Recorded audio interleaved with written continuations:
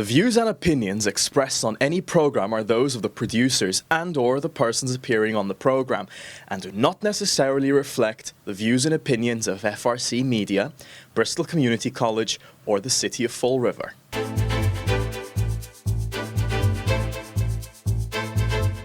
Thank you for joining us at FRCMedia. I'm Keith Tebow. The November 4th municipal election is soon upon us. And as we do every election year, we try to have conversations with the candidates running in the race. Today we're focusing on the race for mayor. Pleased to be joined by incumbent Mayor Paul Coogan, who's seeking his fourth term. Mayor, how are you? Nice to see you again. Doing great, Keith. Thanks for having me. Congratulations on the preliminary win. What do you learn from preliminary elections? It gives you a cross-section of the whole city where you stand. You know, it was a tough race simply because of low turnout. I mean, we did fine where we usually do well. We have other places where there's more work to do, but I look at that as a genuine poll. We hired pollsters in the past, but we didn't hire one this one. But you get a good indication there where we are. What do you do now between now and Election Day? What do you normally do? Keep campaigning. I mean, we're out all the time. We have some standouts scheduled. We're working on a couple of events. We have work to do, like I said, across the city. We know a lot of people, and a lot of people know us after 6 years. Anybody in elected office in Fall River that gets around will meet a lot of people. So, you keep campaigning. I hope to touch on some issues that we didn't touch upon first time for the preliminary. And if those of you who did not watch our interview with the mayor during the preliminary election, visit our website, frmedia.org/election2025/mayor.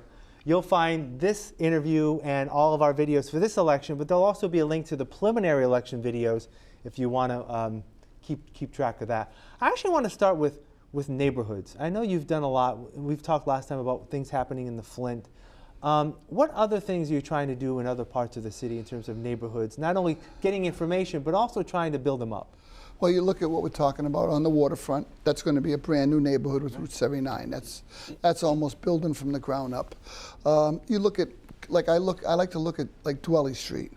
You come down Dwelly Street, you have a new daycare center there. You're getting a renovated Dwelly Street Armory, a major infusion of dollars into that building. You get to the next corner, you have 20, 25 single-family homes. You have the King Philip Mill being renovated. So you have a new neighborhood propping up right on the corner of Dwelly and Kilburn Street.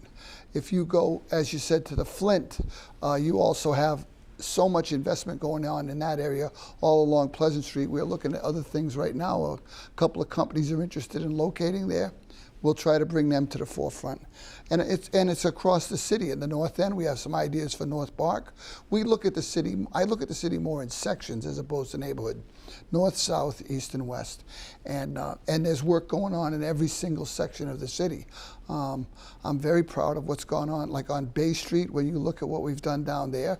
We either paved or are paving that right now. A couple of those corners are very, very bad. Bedford Street, the center of the city, that's going to get a whole new sidewalk and configuration. No longer will we come to the end of Bedford Street and then have to go all the way around Boston Market and around CVS. You'll be able to take a left turn there like a normal street and go to Rodman Street, the bottom of the Rodman, right? Bedford and Robeson. Bedford and Robeson, yeah. Usually now you have to go around the block, but we're going to let you take a left there. We'll have 2 lanes. It was designed with Danny Aguiar and the state put that together. So there's a lot of good stuff going on in the city of Fall River. And October 10th, we start Columbia Street, another major renovation there with some decorative sidewalks. We're going to reinvent that little park there. So there's stuff going on across the city, and I look at like infrastructure as one of the major things you can do for the long-term health of a city. The areas we're talking about, whether it's Bedford, whether it's Columbia, whether it's Kilburn, Dwelly, those are neighborhoods that were a little bit beat up, but they're coming back. We didn't have a chance last time to talk about DCM. I know there's work being done, speaking of work being done at that building there on Lewiston Street. But what has been done as well as staffing there? I know there were some issues with previous staff there. What has been done to bolster that up? Well, we moved Darren Medeiros out of DCM over to Parks right now. Nancy retired, so we had to fill that slot in. We're going to be hiring a new DCM director, which Al will oversee this whole cadre of new people in there. We have some real good, strong applicants that applied for those positions. But I think you'll see a reinvigorated DCM program with the people we're looking to put in charge. We have a good crew of guys down there that do sidewalks, potholes, trees, grass cleaning, all the things that go with it. I go down there almost every Saturday morning and I talk to the guys for a few minutes. It's a good crew. They need some new leadership. We're going to give it to them. That's also sort of the hub of trash activity with the city. I know the city is working on a new contract with EZ, or a hauler to dispose solid waste. How's that going, and how could that help, ease some of the burden of how much trash costs in the city? Trash is just really, really expensive. I am, in a way, it's one of those things I'm disappointed in the state, knowing full well that every community has to fight for space in limited landfills and has to truck the stuff to limited landfills. I always kind of envisioned that the state would at some point say, this is the technology we want you to use for trash, and you can go to any one of these 5 or 6 sites across the state. But they really haven't. We're using New Bedford's landfill right now for this year, but the space is limited in landfills. I mean, prior to this year, we were trucking it to Ohio or God knows where. So it's a very, very tough business. I'm hoping technology can solve this issue going forward, and we have a couple of plans we're looking at, but it's a tremendous bill. You look back on our forefathers that sold the landfill a long time ago. At the time, it sounded like a great deal, but I think what happened was when they started bringing the out-of-town trash in, they filled it up so quick that Fall River got bumped out. It sounded great at the time. You can dump for free. We'll maintain it, but it didn't quite work that way. There was a plan a few years back, I believe, when you started as mayor in 2020 about a transfer station. Is there any appetite maybe to look at that again? Well, that's one of the reasons we're renovating the old building at Lewiston Street. We're not sure what we're going to do with that yet, but it does have this site assignment, which is what you need to do a transfer station.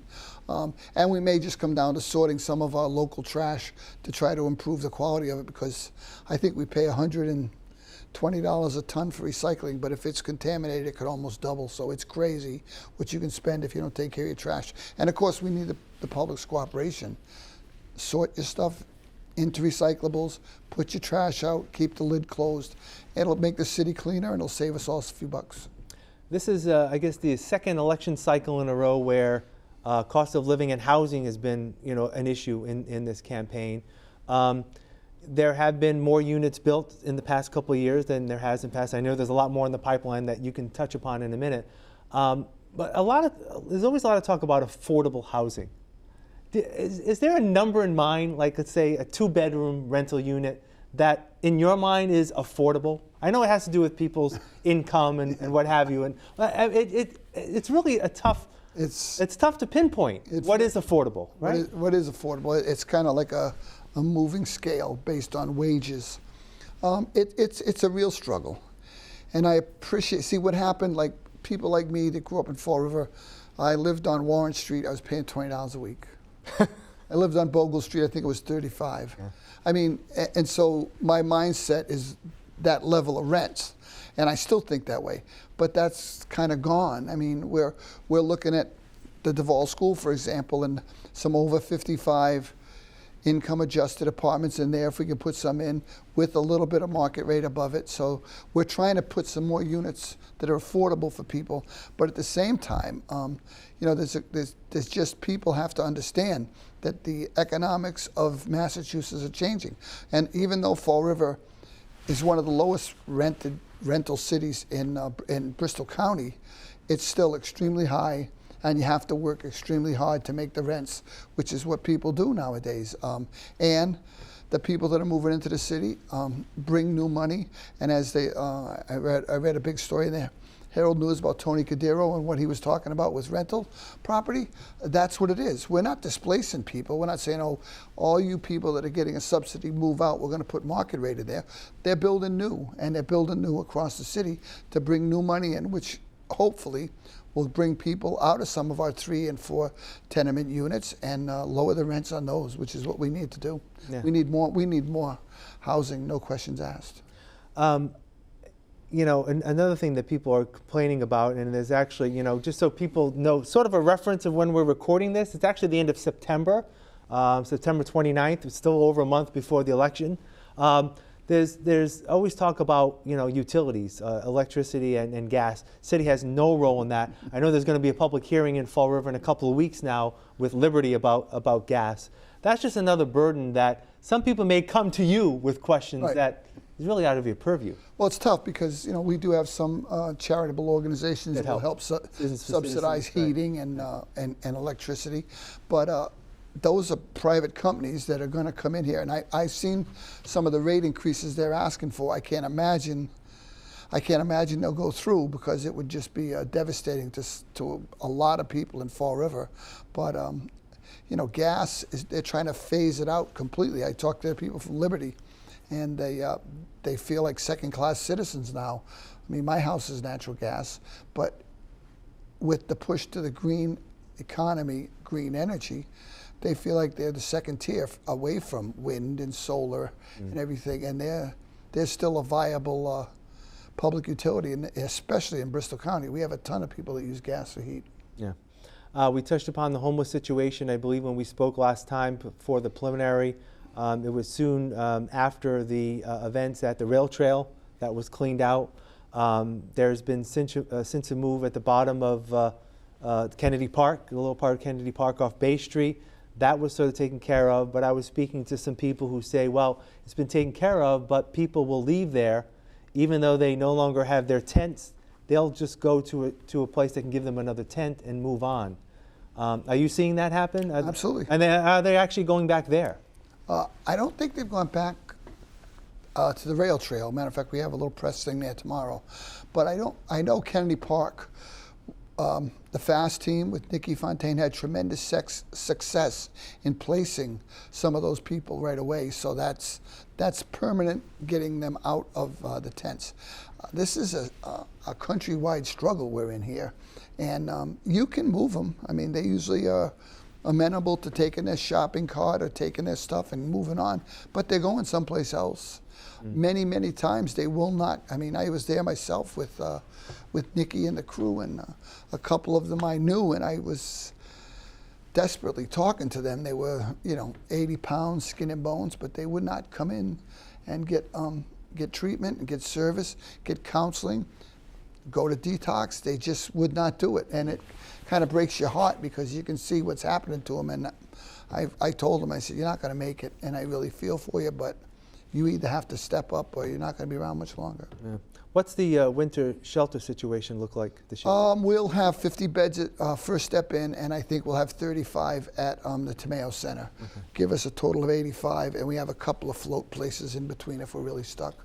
But I think we've also partnered with the First Step In this year to use their conference room as a place when the weather is severe. We can put another 50 beds in there. So we're going to have some beds this winter. I wish we didn't use any of them, but we have some spots if we're stuck. I want to shift to schools. Of course, as mayor, you're the chair of the school committee. As we speak today, I don't even know if you've seen this. It literally happened this morning. The MCAS numbers came out, and just my first cursory look at them, city's pretty much where they were about a year ago in terms of the numbers for the in the different grades. Some were improving, some not so much. How's that battle in terms of, as one school committee member, that battle in terms of improving the educational attainment of students here? It's a struggle. We have a very transient population. People come and go all the time. I mean, I was reading the other day about Chelsea. They lost 200 students this year, which was like a $5.7 million hit to the school budget. We have people transferring in and out all the time. We thought our enrollment actually was going to be higher. I think we're around 11.1 or 11.2 right now. But we have a very transient population. People always looked at the dropout rates, but our dropout rate's actually been pretty good. It's our transfer rate, which is extremely high, or was.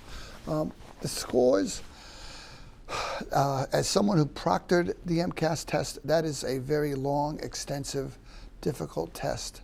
I just think there's a better way to do it.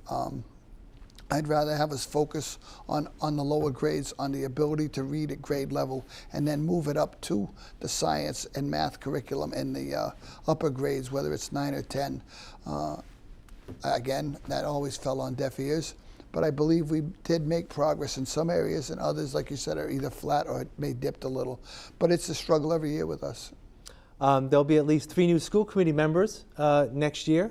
Whether you're mayor or not, could be 6, could be 7 if Mr. Amaral wins. Are you supporting any of those candidates?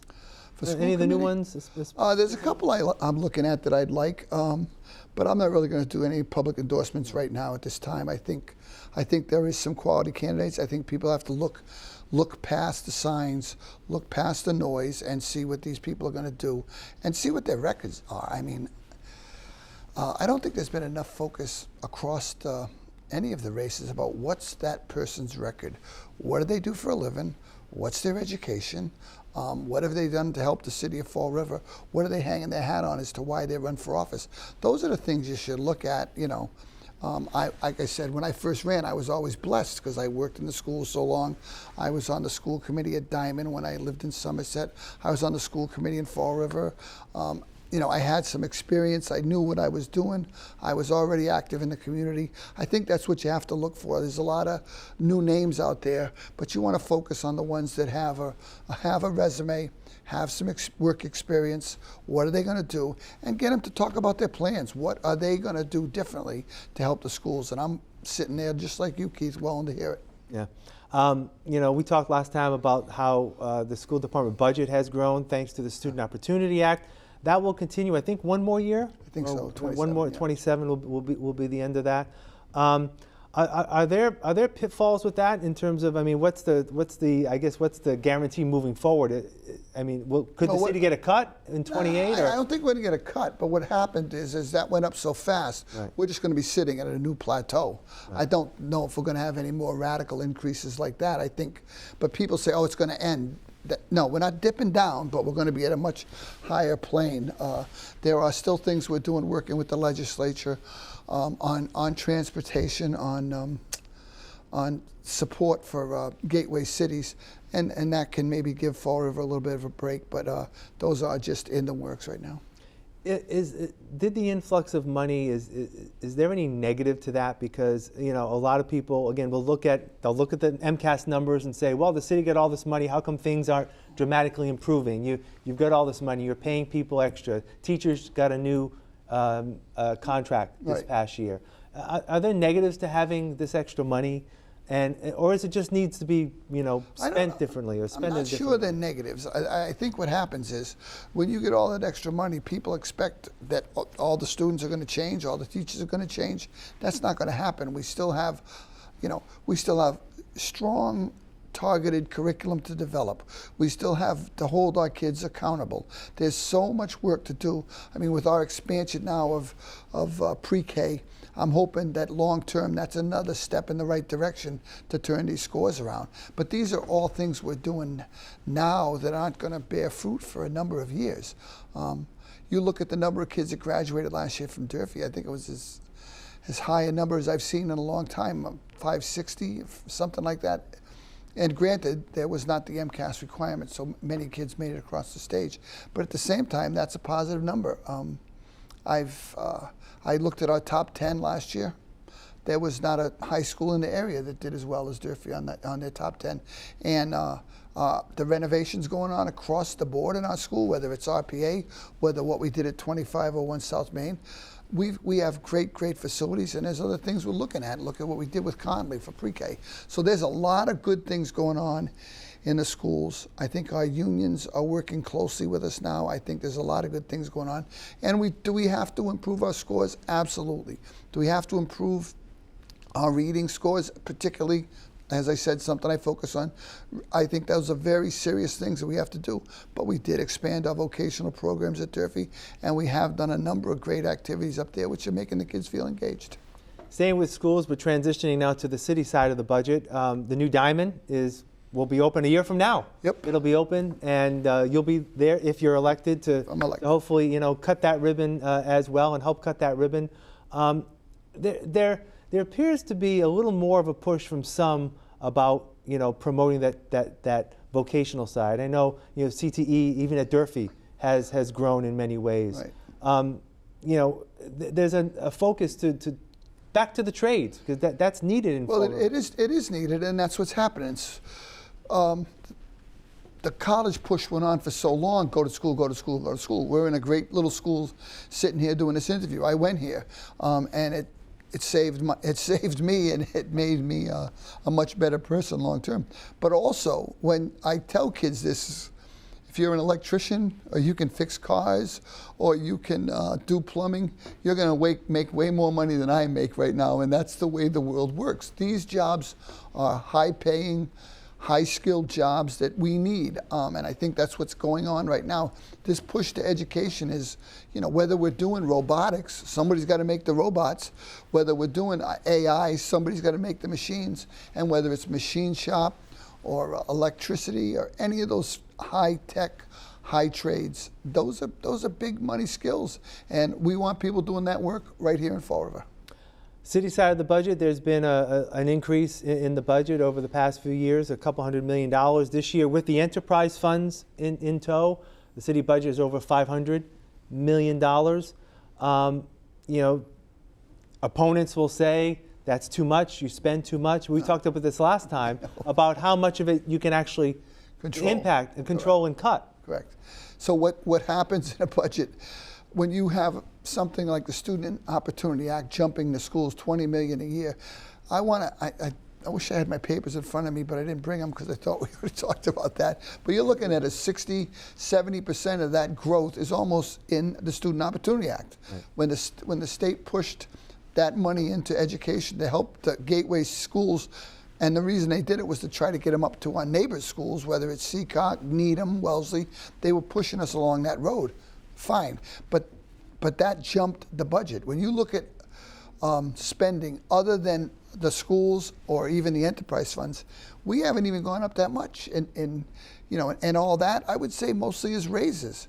Raises for our police, raises for our fire, raises for DCM. And I won't back down from that. I believe our people need more money. I believe when there's money in the economy to support the fire department, the police department, DCM, government center, those people take that money, go to stores, pay rent, buy products. That's how an economy works. But they have to be able to have the quote is a living wage, and I think we try to treat people in Fall River better than we did. In the old days, we were always way under. We were way under, and I think we're trying to catch up more so than pass anybody. Yeah. Police and fire staffing, we talked about this last time. There's been some headway, and it looks like there's going to be more headway in the years to come. I know at the fire department, they're looking at a SAFER grant from the federal government to hire more firefighters.